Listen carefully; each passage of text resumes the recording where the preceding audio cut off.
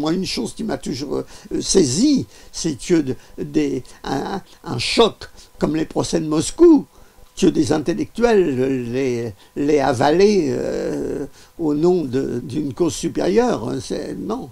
Alors que j'étais très loin de devenir un militant politique, pour moi, c'était une impossibilité d'aller dans cette direction. Hein.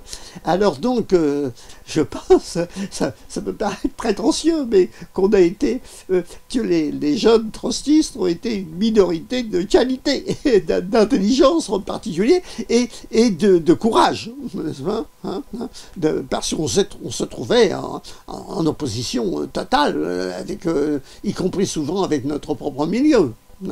Voilà. Hein. Bon, alors moi j'y suis venu plus tard parce que j'étais dans un milieu justement qui ne comptait aucun militant politique. Et c'est seulement quand je suis rentré aux Auberges de la Jeunesse, assez tardivement, en 1938, n'est-ce pas, que j'ai rencontré le chaos des discussions, n'est-ce pas, mais encore dans un milieu où, paradoxalement, dans mon groupe du Havre, il n'y avait ni trotskistes, alors il n'y avait pas non plus de staliniens, parce qu'ils avaient un club à part, n'est-ce pas, mais où il y avait tous les courants, toutes les variétés d'anarchistes, de socialistes, tous les bords, etc. Et ça discutait prodigieusement. Alors, ma particularité, si tu veux, c'est que j'étais un révolté d'enfance, n'est-ce pas? Comme j'écris dans mes mémoires, mon mot le plus courant, c'était « c'est pas juste ». C'est pas juste. Je naviguais dans un monde où tout n'était pas juste à cause de mon histoire familiale. Bon, alors entrer dans la guerre, alors là ça a été, j'y suis rentré avec les circuits des Auberges de la Jeunesse, hein, et là où j'ai rencontré mes premiers trotskistes, ils n'ont pas pu me convaincre, mais en 2 ans, tout se transformait. Hein. Alors, le choc pour moi, c'était que d'avoir ma seconde rencontre avec des trotskistes, sans aucune raison politique. Moi, j'avais été réfractaire au service des travails obligatoires, hein, avec ce que ça impliquait de difficultés, mais la nécessité de fuir le milieu familial m'a fait tomber donc sur un agiste qui venait d'être partie prenante de la création du groupe Octobre, hein, création opérée par Henri Molinier, hein, et qui, quand il m'a demandé « qu'est-ce que tu veux faire ?», à ce moment-là, en dépit de mes préventions justifiées à l'égard du PC, c'était changé. Je ne voyais pas d'autre voie que de les rejoindre, hein, et que mon ami Henri Thomas m'a dit « mais tu connais la politique du PC, je vais te passer des humanités clandestines et puis tu vas voir des publications des trotskistes. » Il m'a passé à la fois quelques numéros de la Vérité clandestine, les premiers tracts du groupe Octobre, et puis des bulletins polycopiés des CCI. J'ai lu tout ça. Alors sur l'humanité, je lui ai rendu, je lui disant mais ils sont racistes, aussi racistes que les Allemands, confondant le chauvinisme et l'anti-boschisme, étant donné que j'étais d'une famille où jamais on aurait utilisé le mot boche. Et puis c'était déjà à chacun son boche. Et par contre, je lis toutes ces publications trotskistes, je ne vois aucune différence entre elles, bien que c'était les bulletins du CCI surtout étaient de polémique, et comme ça arrivait à tous mes pareils recrutés pendant la guerre, j'adhérais au groupe du copain, à savoir le groupe Octobre. Ce qui a créé immédiatement un cas particulier pour moi, parce que c'était un groupe très petit où il y avait très peu de jeunes d'ailleurs. Voilà. Les trotskistes des Auberges de la Jeunesse, que j'avais rencontré dès 1940 au congrès clandestin, étaient essentiellement issus du courant POI. Hein, c'était Maurice Laval, Lucien Abraham, c'était eux qui étaient dans les auberges de la jeunesse.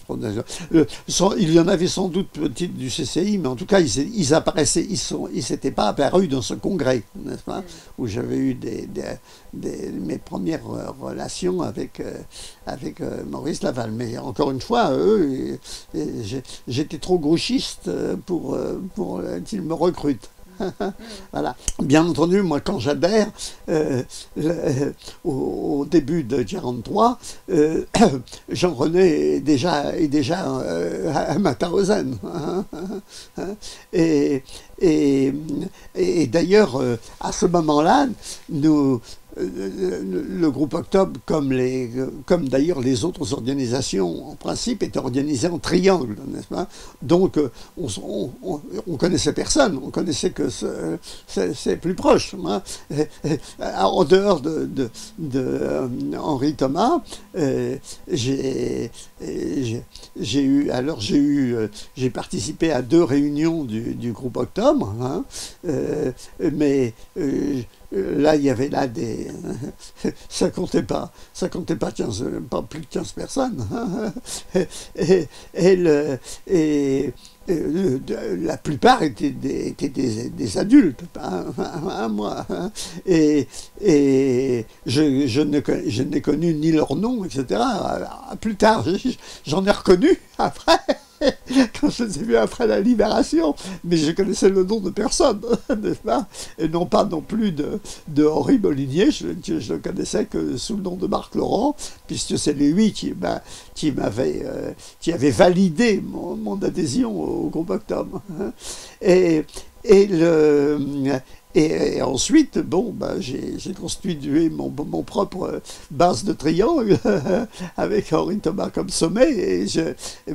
Alors il se trouve que par hasard prodigieux, j'ai rencontré un autre trotskiste, pas n'importe lequel, Wang Dantry, en pleine guerre. Alors qu'il n'y avait pas beaucoup plus d'une centaine de trotskistes dans la région parisienne et 250 en France, entre les 2 organisations, mais où on se rencontre par hasard prodigieux, j'ai pas le temps de le raconter, et où on se tourne autour. Pour s'apercevoir au bout d'un moment qu'on était trotskistes l'un et l'autre. Mais de gros, lui qui était le fondateur du groupe vietnamien, n'est-ce pas, qui était encore plus cloisonné que le groupe Octobre. Enfin, ce cloisonnement, d'ailleurs, il avait un défaut du côté des anciens du POI. Parce que comme ils se connaissaient tous, beaucoup se connaissaient d'avant la guerre, donc le cloisonnement était très difficile, n'est-ce pas, pour eux. Ce qui a été un élément, d'ailleurs, qui a permis beaucoup plus facilement les arrestations, hein, les différentes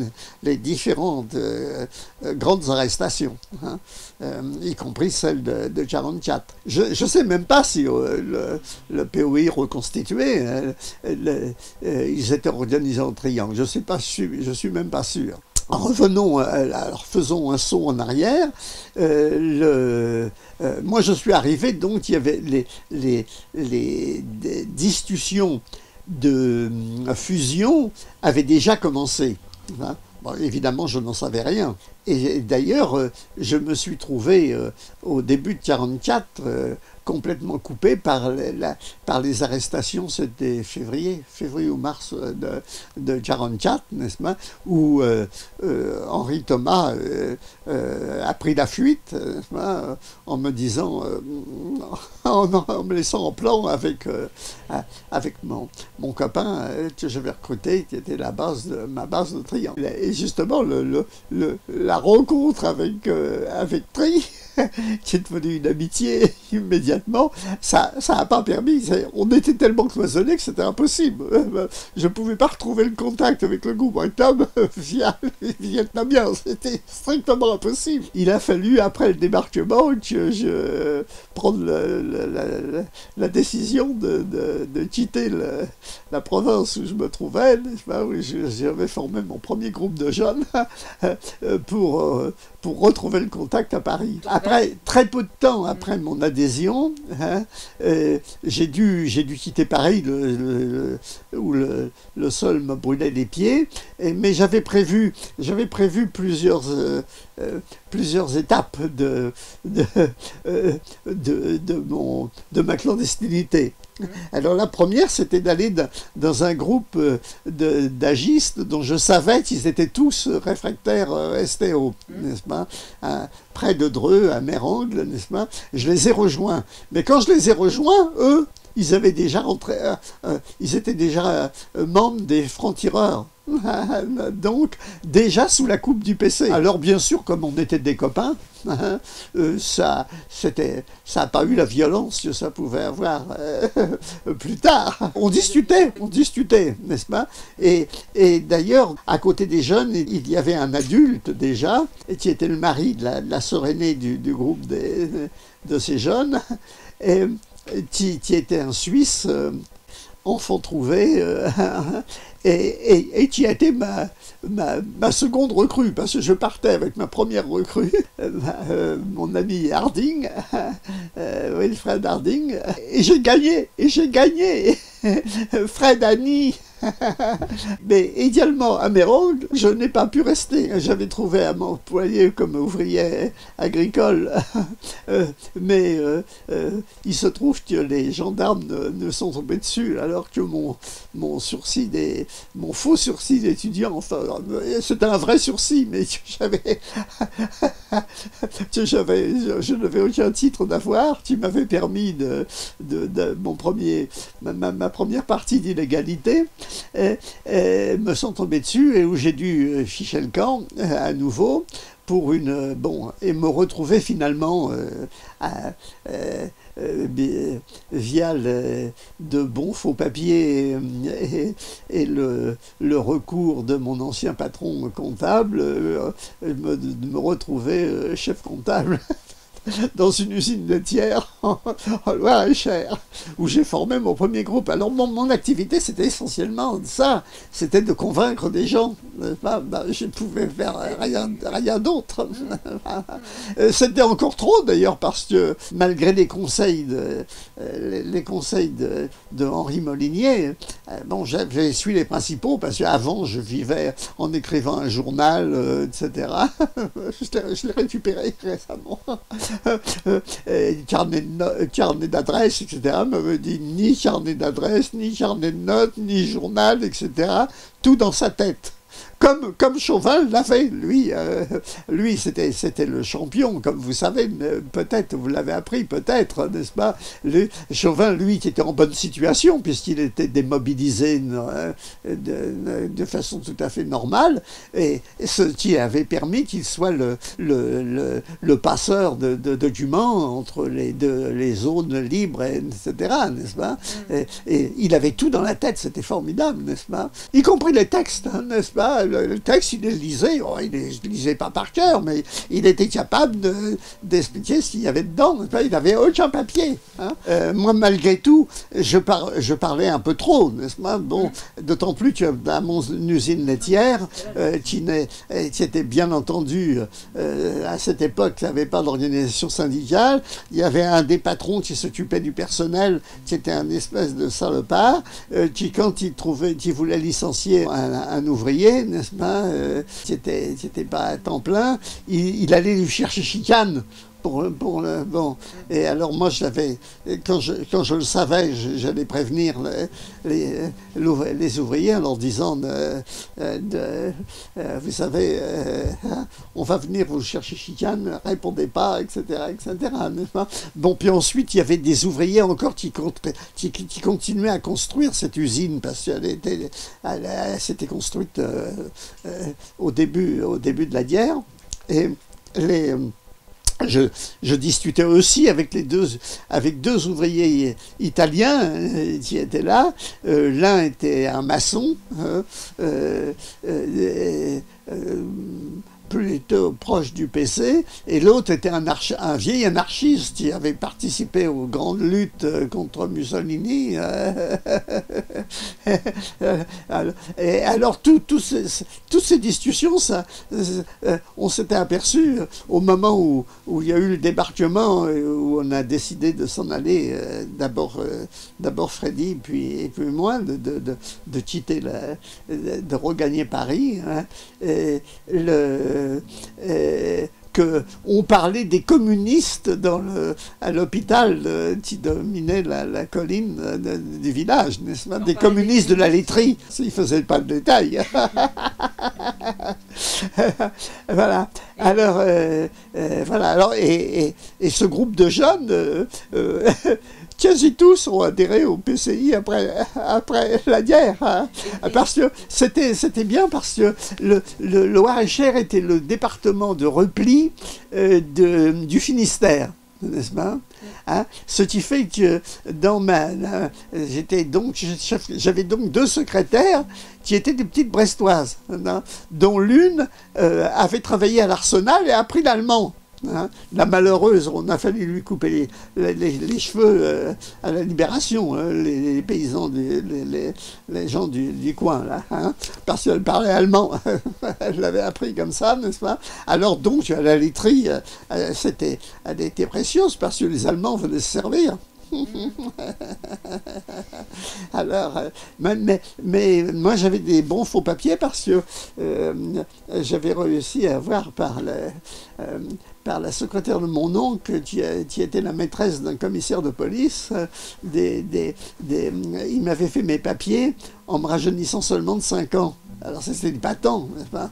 Ça avait tout de même inquiété un des officiers allemands là, qui avait dit, mais il a quel âge votre... On a 18 ans. Ah oui, il avait dit, oui. Là, je me sentais en sécurité, là. Hein? Mais il fallait prendre des tas de précautions. Par exemple, là-bas, là, moi, je n'allais jamais au cinéma. Parce que les rafles avaient lieu à la sortie du cinéma. Hein. J'allais pas sur les berges de la rivière me baigner, rien du tout. Comme je logeais chez un des patrons là, dans son grenier, là, et je cachais mes papiers dans un bûcher. Et justement, l'une de mes secrétaires, elle s'en était aperçue. C'était celle qui parlait pas allemand, là. Et elle m'avait dit, tu sais, Michel, je sais où tu caches tes papiers. Écoute, c'est mieux, donne-les-moi, je les mettrai chez moi. Et ils ont tous ont adhéré au PCI. Certains, beaucoup pour pas longtemps. Oui, les petites Brestoises, elles ont adhéré au groupe de Brest. Moi, je continuais à écrire à mon amie d'enfance, que j'appelais ma sœur, par laquelle j'avais connu Marie d'Antry. Et dans une de mes lettres, je disais, tiens, il est arrivé un garçon de Vendôme, là, un jeune étudiant chrétien. Celui-là, c'est devenu le trotskiste le plus solide, jusqu'à 47. Et bien alors, le plus extraordinaire, c'est que je l'ai retrouvé bien longtemps après, Paul Destriba, gros collectionneur de surréalisme, que j'ai retrouvé après qu'il ait vendu ses collections de plusieurs millions là. d'euros de ces collections de revues surréalistes au Centre Pompidou. J'avais eu une autre chance là pour mon groupe de jeunes, c'est qu'il y avait 2 familles de juives qui avaient dans leur maison de campagne là, et ils ont échappé, personne ne les a dénoncés, n'est-ce pas? Et alors, il y avait là 3, dans une famille, un garçon, et dans l'autre, un garçon et une fille. Et la fille, elle a même fini par être ma 3e employée, là. À la laiterie.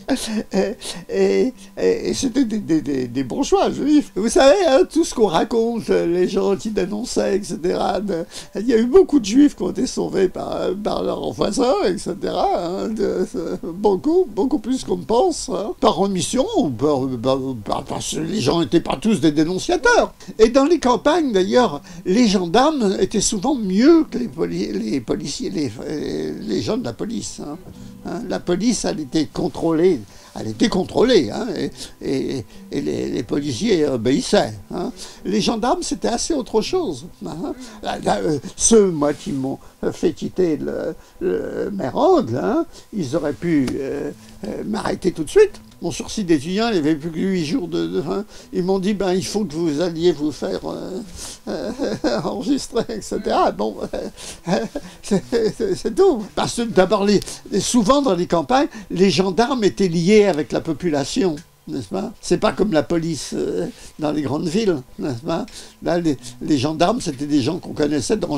D'ailleurs, c'était souvent des gens du cru. Quand je suis revenu à Paris, hein, et que j'ai retrouvé le groupe Octobre, je suis arrivé chez Pouget, qui avait été un des grands dirigeants, un des principaux dirigeants des jeunes équipes unies pour une nouvelle économie sociale. Hein. On a retrouvé le copain du Mans. Il disait, on a retrouvé le copain du Mans. Et alors là-dessus, comme la fusion était faite, sans que je sache, la fusion s'était faite. N'est-ce pas? Oui. Elle avait été un peu suspendue par les arrestations du début 1944. Là. Et alors là, on m'a refait d'autres faux papiers qui finalement c'était moins bon que les miens. Parce que avec fausse identité, etc., que j'avais dû apprendre par cœur, ce qui a failli me faire arrêter, d'ailleurs, finalement. Mais heureusement, c'était trop tard. Là, les policiers commençaient à plus faire de zèle. Tous les militants étaient repassés devant des commissions de tripartite des organisations, hein, n'est-ce pas? Alors moi, quand je suis revenu, j'ai dû passer aussi, là, parce que personne ne me connaissait, n'est-ce pas? On m'a convoqué pour une interrogatoire sur une personne, etc. Qu'est-ce que j'avais fait, etc., que j'ai expliqué, et puis des questions théoriques. Moi, j'étais un parfait inconnu. Hein, parce que Henri Thomas, il avait disparu de la circulation. Et comme je venais du groupe Octobre, hein, j'étais suspect d'avoir les positions de la minorité cécéiste, etc. Alors dans la commission, il y avait Gibelin. C'était ma première rencontre avec Gibelin. On m'a bloqué dans une chambre de l'ami d'un militant espagnol en attendant de me faire des faux papiers, puis on m'a expédié sur les chantiers de la chapelle, n'est-ce pas? Parce que c'était la décision qui avait été prise d'investir, de se préparer pour la transformation de la guerre impérialiste en guerre civile, n'est-ce pas? Avec les grandes affiches qu'on affichait la nuit pour que la défaite d'Hitler soit la victoire des travailleurs. Et on était envoyé comme ça. C'est comme ça que Simone Minguet a été chez Caudron. Tous les militants avaient été envoyés dans des usines. Et moi, ils avaient décidé les chantiers de la chapelle. Alors là, c'était une toute autre affaire. Hein, parce que là, alors j'ai été dans une cellule, d'ailleurs, travaillant dans le bâtiment. J'étais seul avec une camarade, elle, qui était assistante sociale dans une usine de préfabriqués. Et autour de nous deux, on a fait une cellule. Encore une fois, je me suis trouvé au milieu de femmes. La femme de celui qui allait devenir un grand professeur de médecine infantile, Raymond Gorin, et sa femme Hélène, dans mon rayon, avait comme responsable Lambert. et au premier congrès, il était revenu, malgré son... Déjà qu'il avait un pédigré un peu chargé, n'est-ce pas? Et il était rentré tout de même par le biais du travail syndical au comité central. Et Gorin après est devenu le responsable de rayon. Alors dans ma cellule, j'avais sa femme, Hélène, et bientôt la fille d'Henri Molinier, Cécile Molinier, qui est devenue une amie, hein, et après la mort de son père, d'ailleurs, qui a été tué dans la libération. Alors, dans cette cellule, on a fait des tracts sur les chantiers, sur ce qui se passait sur les chantiers, n'est-ce pas?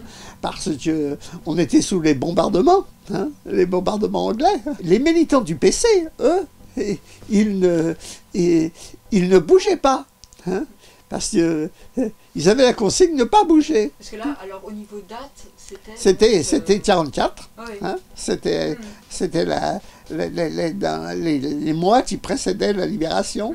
Hein, et alors, donc, ils étaient presque invisibles. Hein. Le premier que j'ai vu, c'était qu'un jour, on nous a emmenés le soir, d'ailleurs, ça râlait, n'est-ce pas? On nous a menés dans un train pour aller, je ne sais où, en banlieue, je ne sais où, on ne savait pas, hein, pour réparer des voies qui avaient été coupées par les bombardements, n'est-ce pas? Et à l'heure de la fin du travail, n'est-ce pas, il y a un homme qui dit, ben, on arrête. Hein. Je suis après que c'était un militant du PC, c'est la seule. Et il y a l'officier allemand qui est arrivé, pistolet au poing, il a dit, vous reprenez le boulot. Et on l'a repris. Et on rentrait, le train a été bombardé. Hein. On est sorti, on était couché le long des voies, etc. J'avais eu plus peur des rafles, des trucs comme ça, parce que tout de même, Henri Molinier m'avait averti, hein, non seulement pas de papier, etc., etc. Il m'avait dit, mais tu sais ce qu'on risque, n'est-ce pas? Enfin, il avait ajouté de toute façon, aujourd'hui, on peut mourir n'importe hein, au tournant de la rue. Non, j'avais tout de même une certaine inconscience comme ça. Ce que j'avais peur, c'était, on m'avait parlé de la torture, malgré tout. Hein. Alors ça me faisait un problème. Est-ce que je tiendrais, n'est-ce pas, si on me torture? C'était tout de même un truc qui vous travaillait un peu la tête. Mais vous n'aviez pas idée du fait que de l'existence des camps de concentration. On n'en savait rien. On n'en savait rien. Là, c'est très curieux d'ailleurs. Un jour que j'étais venu à Paris, à un moment où j'avais mes bons faux papiers, là, et peut-être le jour pour rencontrer Tri, enfin je me souviens plus, dans le train, il y avait un type qui expliquait qu'il était évadé de Ravarousta. Le Ravarousta, c'était un camp disciplinaire de prisonniers de guerre, n'est-ce pas? Hein? Alors il racontait des histoires comme ça, et je ne sais pas de quoi je m'étais mêlé, et il y a eu une fois, on était tassés dans les trains c'était extraordinaire, j'avais dit, oh il va se faire arrêter à Paris celui-là en arrivant, tout à coup j'ai pris conscience, et à Paris j'ai été le premier à descendre du train et à filer à toute vitesse. J'étais assez inconscient, hein, malgré tout ce qu'on m'avait raconté, n'est-ce pas? On n'avait pas de formation de travail clandestin tellement, un petit peu, les conseils qui m'avaient été donnés comme ça par Henri Molinier, c'était le premier, vraiment. Hein. Sur ce voyage dans le train, les PC, parce que le PC ne voulait pas ce que nous voulions, à savoir lever les usines à la fin de la guerre. Eux, le PC, ne voulaient absolument pas. Hein, il avait plus peur de la... Ils avaient aussi peur de la révolution, n'est-ce pas, que les bourgeois. Alors les tracts, j'allais les mettre sur le chantier avant, en me levant 1 heure avant, quand il n'y avait personne sur les chantiers, puis après je me ramenais avec ma musette pour les trouver, n'est-ce pas? Et je faisais du bouton de face, trouver les gars avec qui on parle, etc., comme ça. Ce qui fait qu'à la Libération, hein, quand d'abord je me suis précipité à la Bourse du Travail et j'ai été élu en tête sur mon chantier, dans du PC, en tête. Parce que ça avait eu ce... Là, j'avais pas... Avant la libération, j'ai pas eu de recrutement. Mais après la libération, j'ai recruté sur mon chantier. Je participais aussi à la distribution de la vérité clandestine dans les métros. C'était d'ailleurs un gâchis épouvantable. Hein. Comment est-ce qu'on faisait, hein? Vous prenez aux sorties de métro ouvrières, n'est-ce pas? Bon, on s'arrangeait avec nos tracts, sortir les derniers, n'est-ce pas? Puis en haut des escaliers, les tracts en bas, du haut en bas. Combien étaient ramassés, etc.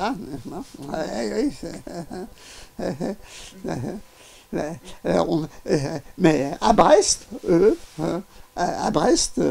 ils mettaient des piles de journaux sur une pile sur l'entrée de l'arsenal. Je voyais les prendre.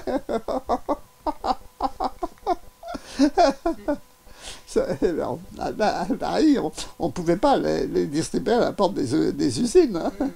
Mais ces distributions de tracts, on le faisait tout seul. Ce qu'on faisait en équipe compliquée, c'était les collages. Hein. On le faisait à 4.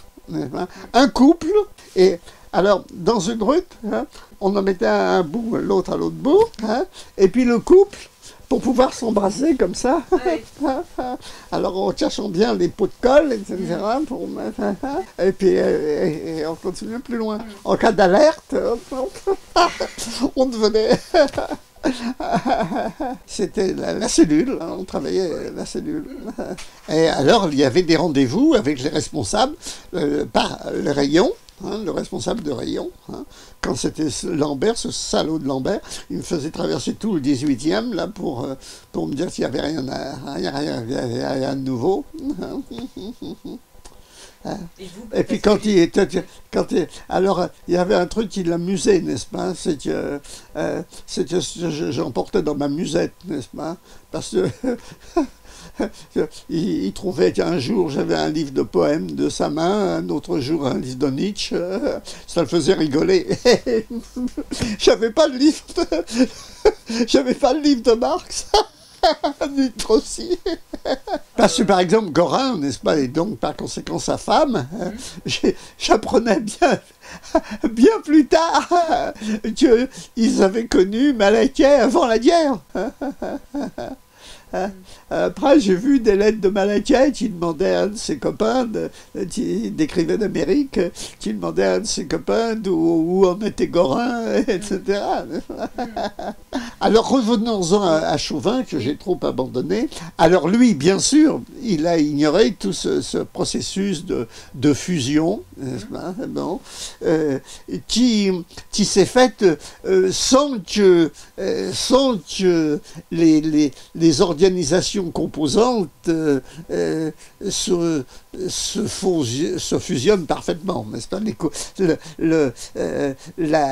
Le courant POI était devenu minoritaire, par le fait que il y avait eu, disons, pour simplifier toujours gauche-droite, il y avait eu une gauche du POI qui s'était fusionnée avec une partie du CCI et qui était devenue finalement une majorité, avec des divergences. Alors, il y avait déjà rejaillissant les divergences sur la nature de l'URSS. On devait défendre l'URSS, mais pas la bureaucratie, et par conséquent par un parti bureaucratisé.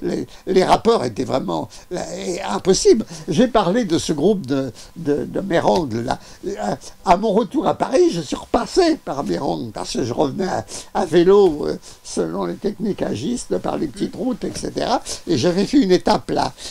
Et là, j'étais tombé dans un groupe PCF, pas PCF, franc-tireur, n'est-ce pas, où il y avait maintenant toutes sortes de gens, hein, qui n'étaient plus le petit groupe des agistes. Et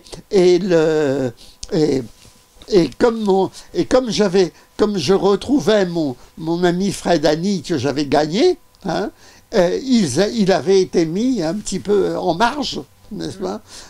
Et en plus, il y avait eu un incident, il y avait eu un régiment de vieux soldats allemands qui étaient passés par Mérangles, et où le petit groupe avait décidé qu'il fallait aller les descendre, hein, et on avait chargé Fred Annie, qui leur avait répondu, il ne connaissait pas Oradour, hein, mais il avait dit, vous voulez que le village soit tout entier brûlé pour descendre des espèces de troufions qui rentrent épuisés là, en Allemagne. Et il l'avait mis à l'écart, et moi j'arrivais là-dedans.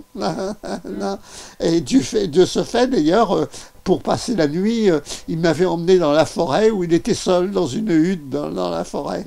Mais en descendant, pour repartir, j'étais tombé dans le groupe, là, il y avait un blessé que je ne connaissais pas, n'est-ce pas?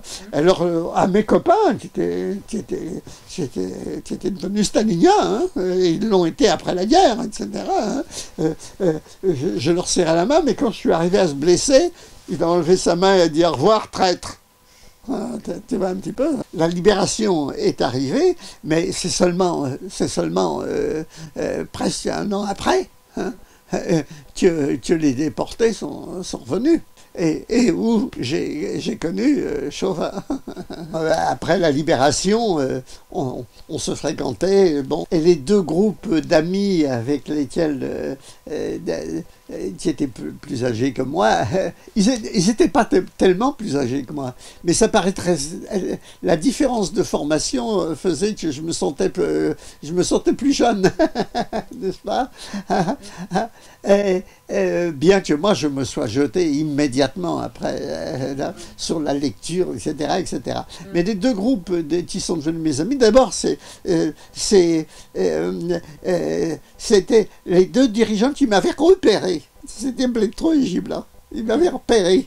Et c'est tous les deux qui, au début de 1946, ont posé ma candidature comme suppléant au comité central. Ensemble. Bien qu'ils ne s'aimaient pas beaucoup. Malheureusement, parce que c'était nos deux meilleurs dirigeants. Et moi, je suis devenu l'ami des deux. Et c'est également Gibelin qui a fait de moi un journaliste qui m'a fait écrire. Qui m'a repéré aussi comme ayant une plume. Et Blectro, alors les relations avec Blectro, avec Gibelin, c'est devenu une grande amitié qui dure, bien que le pauvre, je te dis, il est dans un état épouvantable. Mais Blectro, nos relations, et ça, c'était de l'amitié, une drôle d'amitié en tout cas. Il y avait tout de même une petite distance, tandis que pas avec Lily.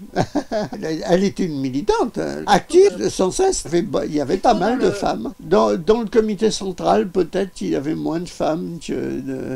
Michel Mest, je ne sais pas, mais elle était constamment membre du comité central. Après... certaines ont eu une moindre partie d'activité politique. Lily Blectro, elle était beaucoup du syndicalisme, a joué un rôle tout à fait central dans l'école émancipée. Et d'autres ont pris un certain recul. Hein. Par exemple, Jeanne Danos, elle n'a pas été longtemps dans le PCI. Hein. Il faut dire que les scissions étaient souvent cruelles pour tout le monde. Hein. Mais elle a eu une intense activité très complexe. Mais elle avait désespéré de la cause, finalement. Il y avait des relations d'humour, n'est-ce pas? Quand j'ai lu... en particulier, j'ai lu la psychopathologie de la vie quotidienne de Freud, après rencontrant toujours à l'attente de réunion où de Mazières lisait ce livre et disait il dit, je lis ça pour comprendre les camarades de la majorité. j'avais été très vexé de ça. Et j'avais lu le livre, un livre très précieux, très intéressant. Il y avait des trucs comme ça, n'est-ce pas? Il y avait une manie au comité central. C'était les petits dessins, les petits papiers qui circulaient. Il y en avait un qui était d'ailleurs un grand dessinateur, c'était Roger Foirier, qu'on appelait Roland. Il était un dessinateur épatant, n'est-ce pas? Mais alors, des petits billets comme ça d'humour, n'est-ce pas? Ce qui prouve que c'était dans une des rencontres organisées par Jean-René à la mort je crois, comment il s'appelait, qui avait été déporté de Beaufrère, non? Comment? Beaufrère. À la mort de Beaufrère. J'étais en face de Crépeau. Et je lui rappelais les soirées qu'on faisait quelquefois, en particulier pour les 3 L. En février, pour la mort, Lénine, Rosa et Liebknecht. Et où venaient nos artistes sympathisants. Roger Blin, bien entendu, les anciens du groupe Octobre théâtral d'avant la guerre mondiale. Ouais. Et on les retrouvait là, n'est-ce pas? Et ça, c'était des fêtes agréables, n'est-ce pas? Et pour tout le monde. Et je rappelais ça un jour à la mort, après la mort de Beaufrère à Crépeau, qui lui se souvenait que des bagarres, etc., d'une façon... je lui dis, tu te souviens pas? C'était la subjectivité des mémoires. Et je crois d'ailleurs que c'est cette soirée-là, pour Beaufrère, que j'ai retrouvé Gorin. Je ne l'avais pas complètement perdu parce que j'avais eu recours à lui comme pédiatre pour je ne sais plus lequel d'enfant.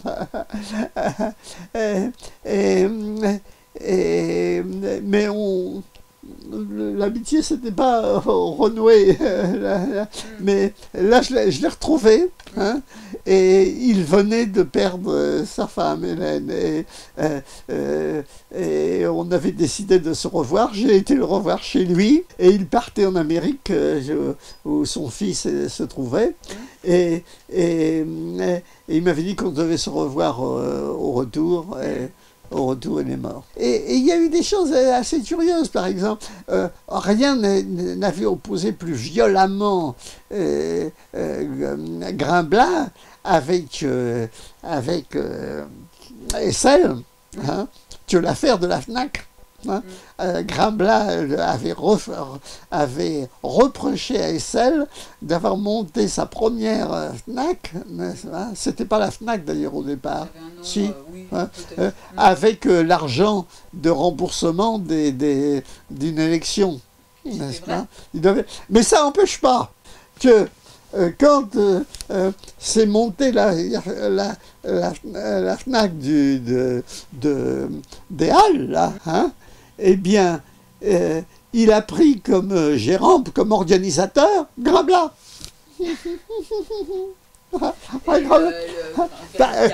Grimblat, il le connaissait comme un bon organisateur. Car comme dirigeant, Grimblat, ça a été surtout un organisateur. Mais moi aussi, j'ai eu des avec elle, parce que la mère de mes filles, Babette, elle était comme son père lithographe, et comme il faisait des espèces de démonstrations, etc., une fois, il y a eu une démonstration de lithographie, sa presse a été installée dans la etc. Bon, je disais, et à la mort de Crépeau, il m'a attendu, celle pour me demander ce que je donnais. Tu vois. Alors, alors j'ai fait avec Chauvin. Alors, lui, donc, à la scission de 47, il est exclu globalement, et il en proteste, il n'a jamais cessé de protester, y compris après 68, n'est-ce pas? en disant qu'il fallait, il voulait qu'on lui rende justice de ça. Il n'avait jamais... Et il avait raison d'ailleurs. Moi, bon, alors on se retrouvait dans toutes sortes de choses, et en particulier on s'est retrouvé dans l'UGS. Il a été de ceux qui ont refusé d'entrer et c'est un peu pour lui presque que dans le dernier numéro de la revue qu'on avait faite dans l'UGS, parce qu'on était rentré dans la Nouvelle Gauche. En principe, c'était on avait le droit à la double appartenance, puisque c'était un rassemblement où chacun gardait sa personnalité. Il y avait même la Jeune République, qui n'avait rien d'une organisation ouvrière. Mais dans l'UGS, c'était fini. Donc on avait transformé notre groupe, qui était un petit groupe, n'est-ce pas, en rédaction de la revue qu'on avait créée, la revue Tribune marxiste. Moi, je n'ai appartenu à des groupuscules contraints et forcés. Bon. D'entrée de jeu, parce qu'il n'y avait pas pour moi d'autre organisation. Ensuite, ce groupe bolchevique-léninisme, mais j'étais d'accord avec Blectruc, c'était provisoire, qu'il fallait viser plus loin. Nous, on était pour essayer de rapprocher les deux morceaux de l'Internationale. On ne voulait pas créer une nouvelle organisation. Alors on était devenu cette revue, la Tribune marxiste, mais que Blectruc avait soin de vouloir étendre le plus loin possible. Dans la scission de 52, il y avait aussi une polarisation d'amitié. Parce que dans un courant un peu crypto-stalinien, n'est-ce pas, y compris un groupe, celui de Michel Ness, allait devenir ouvertement stalinien. Puis Maurice, au point que, là encore, on a une anecdote amusante.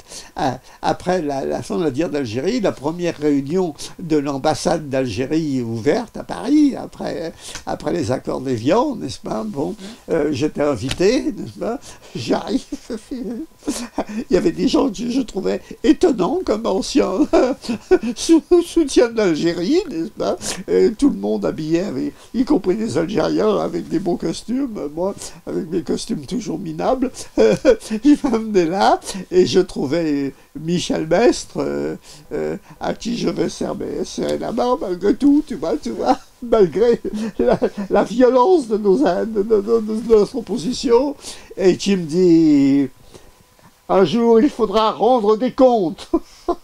Alors, après cette poignée de main, je suis parti.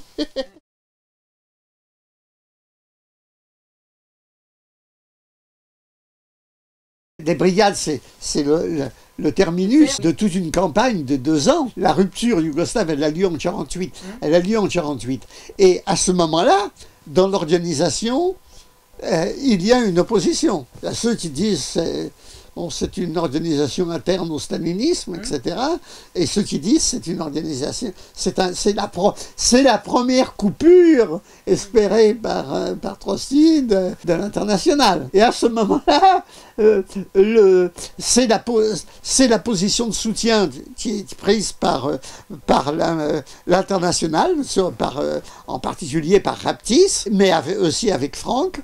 Et dans le Parti français, dans le comité central, d'abord, on est 2, Franck et moi. Gibelin, lui-même, qui fait le rapport en 1948. Et en 2 ans, la majorité est retournée sur la base de l'évolution yougoslave. Ça a été extraordinaire, leur évolution. J'ai encore des brochures, bien que j'en ai perdu beaucoup. Ils publiaient des petites brochures bleues, presque carrées, et on voyait les progrès.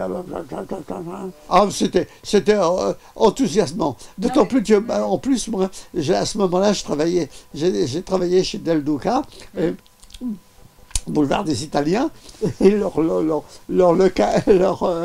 centre était tout près, là. J'allais les tenir toutes fraîches, les brochures, au fur et à mesure, n'est-ce pas?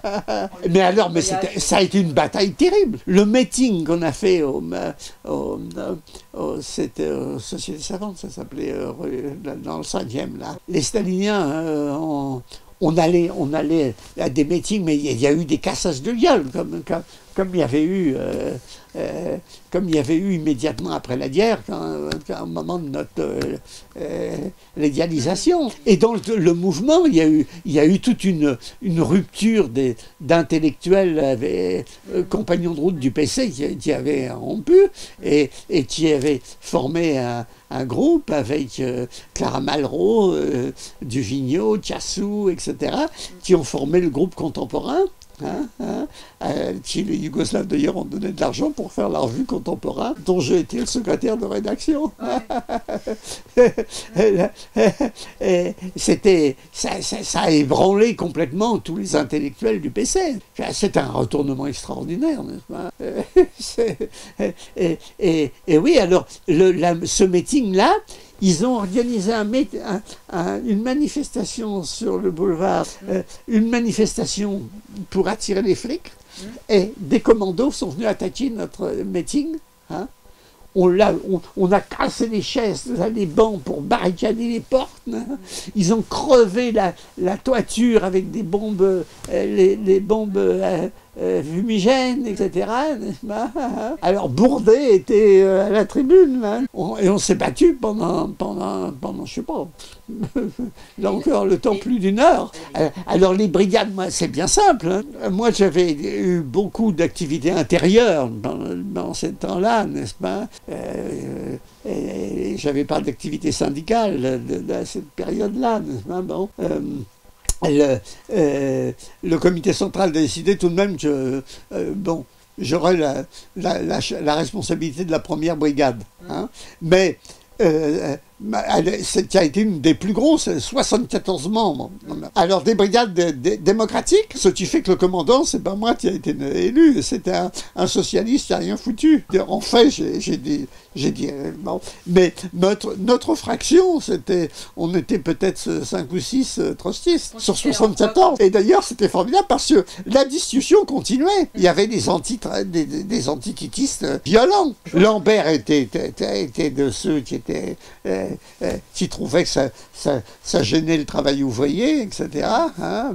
Bien qu'il y ait eu des brigades ouvrières entières, mais ça gênait. Stéphane Juste était dans ma brigade et c'était un anti-titi. Alors en plus c'était extraordinaire parce que sa compagne, Nadia, elle était archi-titiste et lui, il était...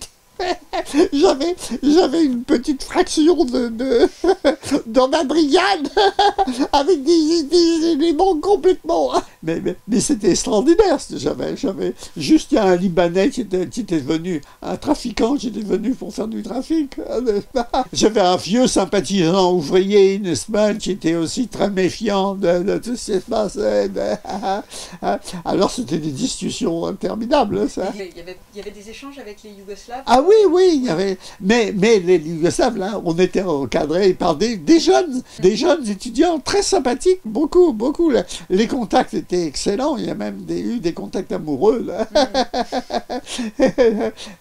Non, le contact était très, très sympa. Mais il y avait des choses stupéfiantes pour les Européens. Parce qu'on tombait dans un monde, tu vois, quand on voyait des ouvrières dans les champs avec des robes brodées, mais nu-pieds. Qui travaillait dans les champs. Et puis, il y avait même, à côté de nous, il y avait une brigade de Bosniaques. Alors, ils étaient tout seuls, aucun contact possible avec eux, on parlait pas, personne parlait leur langue, n'est-ce pas? Et alors, tous les soirs, ils dansaient, et avec leur mélopée, etc. Mais la façon dont ils étaient oubliés, etc. Et puis alors, de temps en temps, on allait à Zagreb, où là on rencontrait les bourgeois, des vieux bourgeois qui expliquaient. Mais c'était extraordinaire d'entrer là.